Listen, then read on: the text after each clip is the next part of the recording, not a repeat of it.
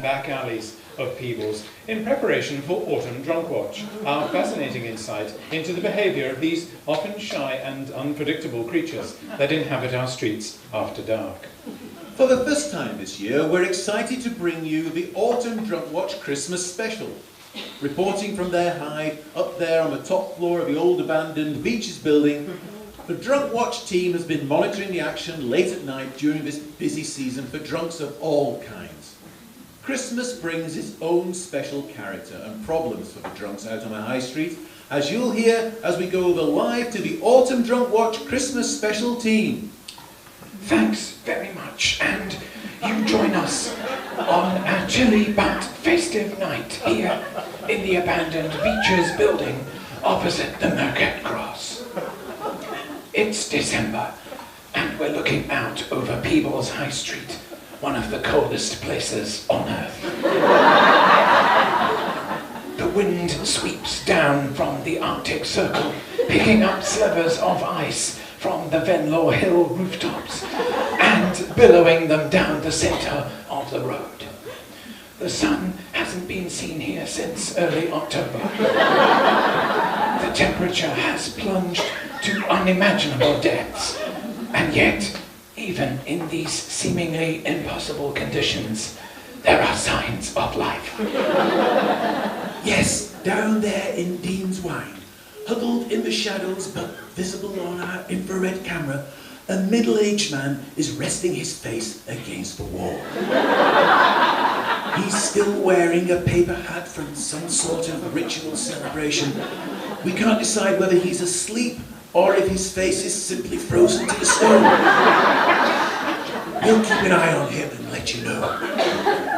Across the road, in the entrance to the Chambers Institute, a group of extremely drunk young women has gathered together for warmth. These females are wearing the traditional Christmas seasonal garments, which allow most of the skin to breathe, even in the sub-zero temperatures. Shielding each other from the icy winds that whip through the barred gates, they apply fresh makeup to their blue faces and communicate with each other and passing men in a continuous and high-pitched screaming noise. A solitary, slow-moving police car rounds the corner by the parish church. Increasingly rare, these timid creatures avoid the trouble spots, appearing only when everything is quiet. Occasionally they stop to feed at a chip shop, but this time the groups of loitering youths suggest trouble, so the police car moves on by.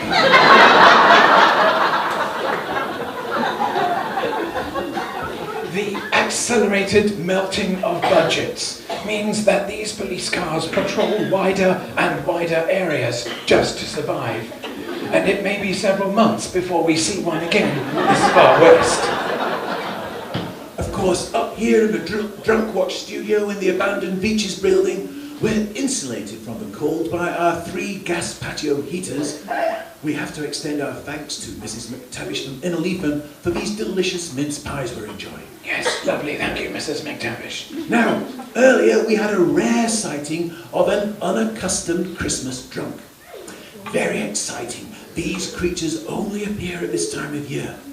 Unused to alcohol, they wend their way home from office nights out, where they've had to make increasingly difficult small talk with people they barely know.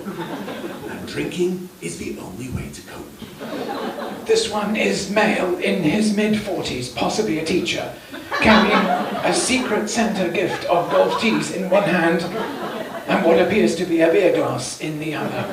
Or it could be a jar of pickled onions. He's walking the deliberate walk of the unaccustomed drunk.